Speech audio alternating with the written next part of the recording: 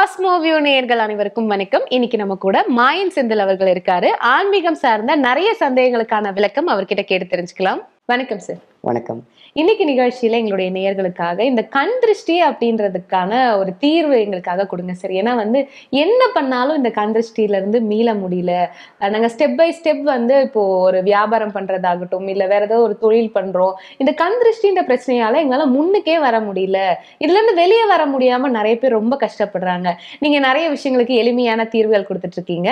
So இன்னைக்கு நிகழ்ச்சியில கண் திருஷ்டிக்கு என்ன பண்ணலாம்? அதாவது ஒரு ஈட்டி வந்தா கூட பாத்தீங்கன்னாக்கா தடுத்து நிறுத்திடலாம்.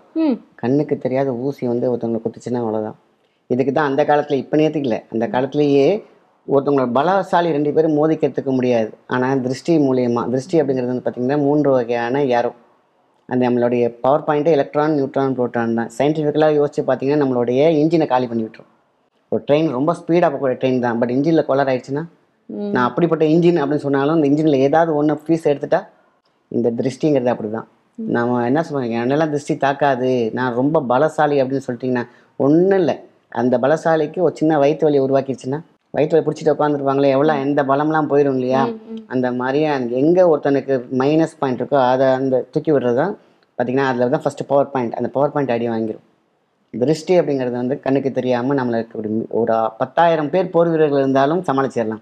ஆனால் ஒரு கண் திருஷ்டி ஒருத்தங்க விழுந்தே தீருவாங்க. இப்போ சிலவங்க இப்போ சொல்லுவாங்க, இந்த ட்ரெஸ் நல்லா இருக்கு, இந்த பொருள் நல்லா இருக்கு, அது வாய் வழியா சொல்லும் போது நமக்கு தெரியும் இவங்க இப்படி சொன்னனால தான் நமக்கு இப்படி ஆச்சு. சிலவங்க பார்த்துட்டு மட்டும்தான் போவாங்க, அந்த பொருள் நமக்கு தொலைஞ்சு போயிடும், இல்லை உடஞ்சிரும், இந்த மாதிரி பிரச்சனை எல்லாம் வரும். அவ்வளோ சக்தி இருக்கா சார் கண் திருஷ்டி? கண்டிப்பா. இதுவும் மன ஆற்றல் தான். சொல்லுவாங்க வயிறு எரிஞ்சு சொல்கிறேன் நீ நல்லா இருக்க மாட்டேன்னு சொல்லுவாங்க. வயிறு எரிஞ்சுன்னு நம்மளோட வயிறில் தான் 72,000 நாடியும் இருக்குது. சூப்பர் பவரே இங்கே தான் இருக்குது. அதாவது அந்த வயிறில் இருக்கக்கூடிய எனர்ஜி இருக்குது பார்த்தீங்களா, இந்த சர்க்கிளிங் அப்படின்னு சொல்லுவாங்க. இது நல்லா, இதை அழகாக சூப்பராக பயன்படுத்தலாம். இப்போ கண் திருஷ்டி வைக்கிறவங்களாம் எல்லாரும் வேணுக்குமே பொறாமப்பட்டவங்க கிடையாது, நல்லவங்களும் இருப்பாங்க. அவங்க நமக்கு இல்லையே, அது நல்லா இருக்காங்களே அப்படின்னு யோசிச்சு போகிறது தான். நம்ம நல்லா இருக்குன்னு நல்லா வேணான்னு நினைக்க மாட்டாங்க. ஆனால் அந்த கண்ணில் சொல்லுவாங்க ஐ ஏரோ அப்படின்னு சொல்லுவாங்க. அது அந்த ஏரோ பிளாக். அவங்க கெட்டவங்களாக இருக்கணும் அவசியம் கிடையாது, அவங்க விரோதியாக இருக்கணும் அவசியம் கிடையாது. ஆனால் அந்த கண்ணிலேருந்து சொல்லலையா ஒருத்தவங்க மைனஸ் ப்ளஸ்ன்னு சொல்லுவாங்க இல்லையா, அவங்க அந்த மைனஸ் வேவில் இருந்துட்டு வந்திருக்கலாம், இல்லைன்னா மைனஸ் பர்சன் கூட இருந்துட்டு வந்திருக்கலாம். அப்போ அவங்களேருந்து வரக்கூடிய வாடையும் அதே மாதிரி தானே இருக்கும். அவங்க கெட்டவங்க கிடையாது, ஆனால் அவங்க இங்கே ஏதோ ஒரு கெட்ட இடத்துலேருந்து வந்திருந்தாங்கனாக்கா அந்த வீச்சும் கண் வீச்சு தான். கல்வீச்சதை விட கண் வீச்சு ரொம்ப ரொம்ப பெரிய விஷயம். கல்வீச்சு அடிச்சு பார்த்தா வீங்கிரும், சரியாயிடும். ஆமா சொல்லுவாங்களே, கல்லடி பட்டாலும் படலாம், ஆனா இந்த கண்ணடி படக்கூடாதுன்னு சொல்லுவாங்க. அதான் சொன்ன, கல்வீச்சை தாங்கிக் கொள்ளலாமா, கண்வீச்சை தாங்க முடியாதுன்னு சொல்லுவாங்க. அவ்வளோ பவர். அதனாலதான் சொல்லுவாங்க சிறு கண், அதுதான் சின்ன கண்ணு தான், ஆனா பெரிய விஷயத்த நடத்தி கொடுத்துட்டு போயிடும் மைனஸ் பேர். அதனாலதான் அந்த காலத்துல எல்லாம் புகை போடுவாங்க, சாம்பிராணி போடுவாங்க, இப்படி நிறைய விஷயங்கள் இந்த கண் திருஷ்டியை போகும். நல்லா பார்த்தீங்கன்னா தெளிவா இருக்கும். அடுத்த நாள் பார்த்தீங்கன்னா சோர்ந்து போயிடும், ஃபேஸே கருத்து போன மாதிரி இருக்கும். நம்ம இங்கே தான் நான் சொன்ன, அடிக்கடி சொல்கிறேன், நெத்தி தான் பார்த்தீங்கன்னா பவர் பாயிண்ட். இந்த பவர் பாயிண்ட் அதுதான் டக்குன்னு காலி பண்ணிடும், இல்லைன்னா ஒரு ஸ்க்ரீன் வந்துடும். எப்படி இருக்கும், ஓப்பனில் இருந்தால் பளிச்சுன்னு இருப்பீங்க, டக்குன்னு ஷட்டர் வந்துச்சுன்னா பிளாக் ஆகிடும்ல. என்ன பண்ணோம், என்ன பண்ணிட்டு இருந்தோம், எல்லாமே ஸ்தமிச்சு போகும். ஸோ இதுமாரி எல்லாருமே விரோதி அப்படின்னு சொல்ல முடியாது. ஆனால் அவங்க விரோதி இருக்கிற இடத்துலையோ இல்லை நெகட்டிவிட்டி இருக்கிற இடத்துலையோ ஒவ்வொரு மனிதனுக்கு ஏன் நமக்கே கூட இருக்கும். நம்மளே எல்லாருமே பியூரிட்டி அப்படின்னு சொல்ல முடியாது. 1 hour ப்ளஸ் 1 hour மைனஸ். மைனஸில் இருக்கும்போது அவங்க அதை சொல்லிட்டு போயிருந்தாங்கன்னா, பார்த்துட்டு போயிருந்தாங்கன்னா நடக்கும். அதே ஆள் நம்ம பார்த்தீங்கன்னா ஒரு ப்ளஸ்ஸாக இருக்கும், நம்ம மைனஸில் இருக்கும்போது அவங்க ப்ளஸ்லேருந்து வந்திருப்பாங்க, நமக்கு நல்லது நடக்கும். ஸோ இதை நம்ம கால்குலேட் பண்ணவே முடியாது. ஸோ அதனால தான் பார்த்தீங்கன்னா வீடை என்றைக்குமே பாசிட்டிவாக வச்சுருக்கணும். திருஷ்டி அப்படிங்கிறத மட்டும் அண்டாமல் பார்த்துக்கிறதுக்கு தான் சாம்பிராணி ரொம்ப ரொம்ப ரொம்ப ரொம்ப முக்கியமாக பயன்படுத்தினாங்க இந்த காலத்தில். ஸோ வெள்ளிக்கிழமை, அதாவது திங்கள், செவ்வாய், புதன், வியாழன், இந்த வெள்ளி வந்துச்சு. சனி ஞாயிறு பார்த்திங்கன்னா நம்ம இருக்கக்கூடிய இடம். ஸோ அந்த நேரத்தில் வெள்ளிக்கிழமை பார்த்திங்கன்னா என்றைக்குமே சூப்பர். அந்த வெள்ளி கிரகத்துலேருந்து வர சக்தி, அந்த நேரத்தில் போகக்கூடிய புகை ரொம்ப ரொம்ப முக்கியமானது இருக்கும்.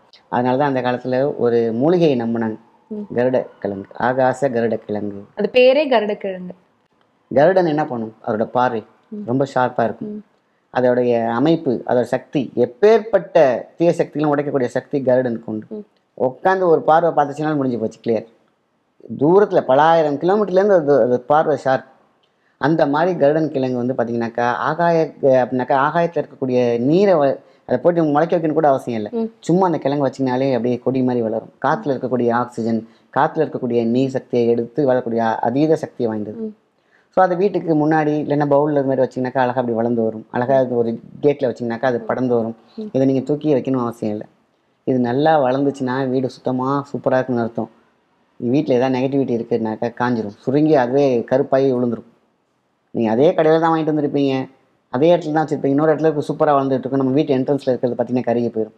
அப்போ அங்கே திருஷ்டி இருக்குது, அங்கே நெகட்டிவிட்டி இருக்குது, ஏதோ பிரச்சனை இருக்குது. முதல் என்ன பண்ணணும், சாம்பிராணி போட்டுரும். வீட்டிலலாம் பால் சாம்பிராணி போடலாம். வளம்புரி காய்னு ஒரு காய் இருக்குது நாட்டு மருந்து கடையில், அதை வாங்கி பவுடர் பண்ணி வச்சுக்கணும். வளம் புரிவதால் வளம்புரி காய், இதோட சேர்த்து நம்ம பால் சாம்பிராணி, வேறு எதுவும் பெருசாக தேவையில்லை. இல்லை ரொம்ப கிரானிக்காக இருக்குது, எனக்கு வந்து ஏதோ ஒன்று முடக்கி வச்ச மாதிரி இருக்குது அப்படின்னா முடக்கத்தான் பவுடர், சாம்பிராணி, முடக்கத்தான் பவுடர், வளம்புரி காய், அதாவது அது இடம்புரி வளம்புரி ரெண்டுமே இருக்கும். நம்ம போய் வளம்புரி காயின்னு கேட்டிங்கனாலே அதான் தருவாங்க. அதை வாங்கி பவுடர் பண்ணிக்கிட்டு அதோடு சேர்த்து நம்ம பவுடர் போட்டுகிட்டே வரணும். இப்போ என்ன பண்ணணும், இந்த கருடக்கிழங்குங்கிறது ஒரு டெஸ்ட் மோண்டல் மாதிரி. நல்லா எப்போ நம்ம என்ன பண்ணணும், திருப்பி வாங்கி வச்சுக்கிட்டே இருக்கணும். கறிக்கு போனாலும் வாங்கி வைக்கணும். வாங்கி வச்சிங்க அப்படின்னு கேட்டிங்கனாக்கா அது கருகிருச்சு அப்படின்னா இந்த புகையை நம்ம போட்டுகிட்டே வரணும். இப்போ பார்த்தீங்கன்னா திருப்பி புதுசாக வைக்கிறீங்கன்னா பார்த்தீங்கன்னாக்கா ஒரு ஸ்டேஜில் என்னாகும், இந்த காய் வந்து அப்படியே வளரும், நல்லா வளர்ந்துருக்கும், செழிப்பாக வளரும். இலை பார்த்தீங்கன்னா அந்த பாவக்காய் கொடி மாதிரியே வளரும். அப்போ விஆர் சூப்பர், வீடு நல்லா வந்துச்சு நம்ம தெரிஞ்சுக்கலாம். இது மட்டும் இல்லை, காட்டி கொடுக்கறது மட்டும் கிடையாது. கருடக்கிழங்கு வச்சாலே ஆட்டோமேட்டிக், அந்த புகை போடுறதுனா நான் செகண்டரியாக ஒரு சொன்ன டிப்ஸு. கருடக்கிழங்கு வச்சாலே பார்த்தீங்கன்னா நெகட்டிவ் இழுக்கிறனால தான் அது பட்டு போகுது. நமக்கு வர வேண்டிய பிரச்சனைகள், வீட்டில் இருக்கக்கூடிய நெகட்டிவிட்டியை தான் அதை அப்சர்வ் பண்ணி அது பட்டு போயிடுது. அப்போ பட்டு போயிடுச்சு, ஐயோ நம்ம பிரச்சனையில் இருக்குன்னு பயந்துட வேண்டாம். வீட்டில் இருக்கக்கூடிய மேக்னெட் மாதிரி எல்லா நெகட்டிவும் அதை கந்திரிஷ்டி எல்லாத்தையும் அதை எடுத்துக்குது, அது செத்து போயிடுது. மீன்ஸ் அது டெஸ்ட்ராய் ஆகிடுது. திருப்பி என்ன பண்ணணும், அதை தூக்கி போட்டுட்டு புதுசாக ஒன்று வைக்கணும். ஸோ நம்ம வைக்க எல்லாத்தையும் எடுத்த பிறகு இது இன்னும் வீட்டில் ஒன்றும் இல்லை, நல்லா இருக்குது அப்படிங்கும்போது இது நல்லாவே இருக்கும். வீட்டில் எது ப்ராப்ளம்னா இது ப்ராப்ளமாக இருக்கும்.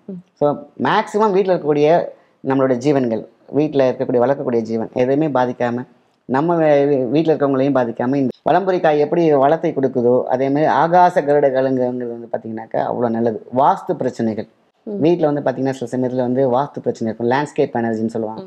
இந்த கிழங்குலேருந்து வரக்கூடிய ஆறா லெவல் இருக்குது பார்த்திங்கன்னா, ரொம்ப சயின்டிஃபிக்கலாக பார்த்தீங்கன்னாக்கா அவ்வளோ நல்லது. இந்த கிழங்கை வச்சு நீங்கள் மெடிடேட் பண்ணலாம், அந்த கிழங்கு தலையில் வச்சு மெடிடேட் பண்ணலாம்.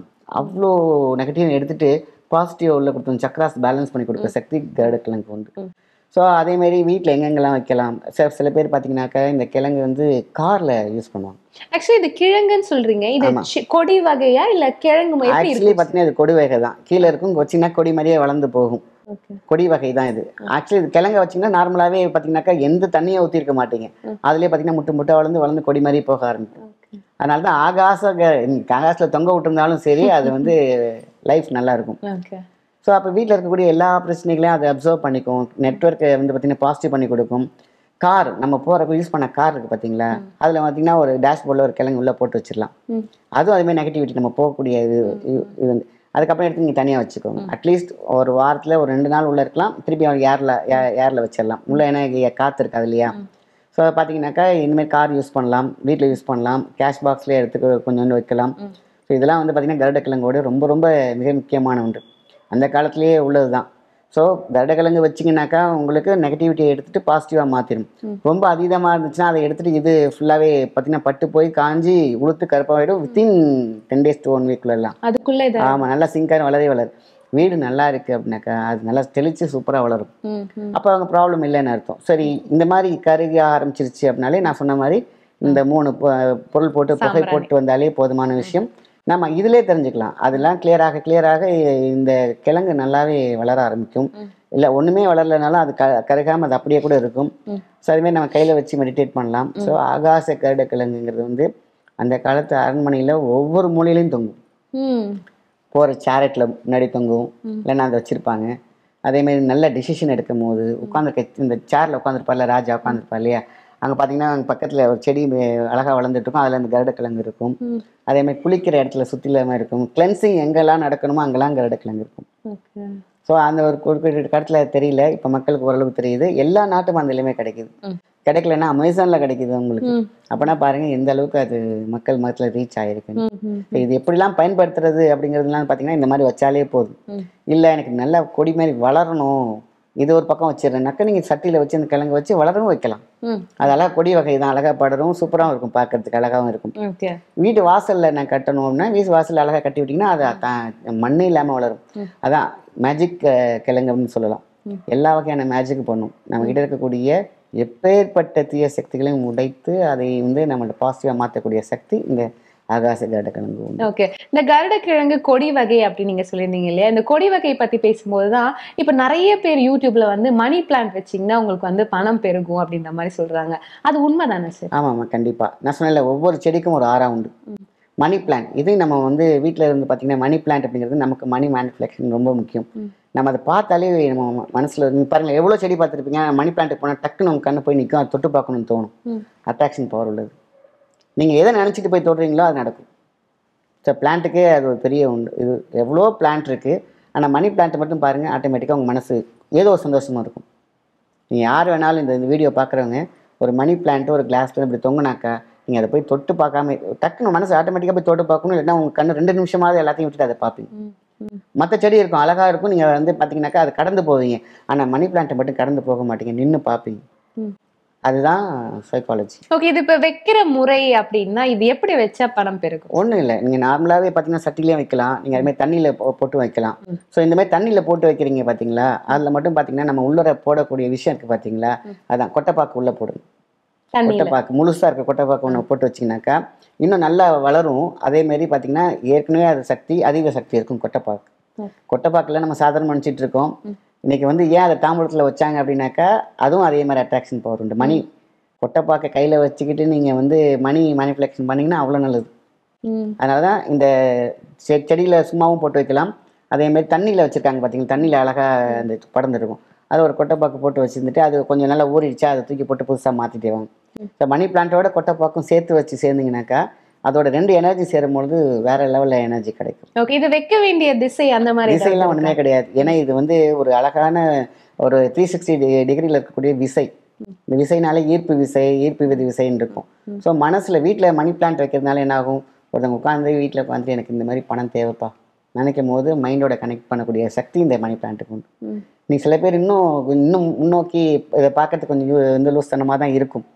எல்லாரும் சொல்லுவாங்க, என்னடா ஒரு செடிகிட்ட போய் பேச சொல்கிறா, நீ கட்டிப்பிடி வைத்தியம்னு ஒன்று இருக்குது. அந்த காலத்துலாம் மரத்தில் இருந்து பார்த்தீங்கன்னா கட்டி பிடிச்சிட்டு இருப்பாங்க. இல்லைன்னா நெத்தியில் வச்சு வன்னி மரத்துல வச்சு பார்த்தீங்கன்னா உட்காந்து அவங்களுடைய மனசை சொல்லுவாங்க. அதுமாதிரி மணி பிளான்ட்டோட எனக்கு இவ்வளோ பணம் வேணுன்ட்டு உட்காந்து நேராகவே கொஞ்சம் நேரம் பேசிட்டு வந்து பாருங்க, அதுக்கு நல்லாவே லிசனிங் கெப்பாசிட்டி உண்டு. அதுக்கு சீக்கிரமாக நடக்க வைக்கும். அதோட ஆறா அந்த மாதிரி உங்களோட ஆறா கனெக்ட் பண்ணும்போது மணி ஆறா, மணி தேவைக்கான ஆறா, மணியை கொடுக்கக்கூடிய ஒரு ஆறா, ரெண்டும் அப்படி சேரும் பொழுது பார்த்தீங்கன்னாக்கா ஒரு சூப்பர் பவர் நடக்கும். அதுதான் எல்லாமே பிரெயின் தான். பிரெயினுக்குள்ளார ஒரு ட்விஸ்ட் ஒன்று நடக்கும். அதுதான் வந்து தூண்டுதல். விளக்கு எரிந்தால் அது தூண்டி விட்டால் நல்லா எரியும். நம்மளோட மூளையில் ஆயிரக்கணக்கான விளக்கு எரியும். ஒவ்வொருத்தவங்களுக்கு என்னென்ன தேவையோ எந்த விளக்கை நம்ம தூண்டுறோமோ அது நடக்கும். தூண்டுறதுக்கான டிவைசஸ் தான் இந்த பரிகாரங்கள். நம்ம யோசிக்கிற விஷயம், கோயிலுக்கு போகிற விஷயம், பாசிட்டிவான ஆள் பேச்சை கேட்கறது, பாசிட்டிவான ஆள் சொல்ல கேட்கறது, அவங்கள பார்க்கறது, இதெல்லாம் வரும்போது ஆட்டோமேட்டிக்காக தோணிடும்.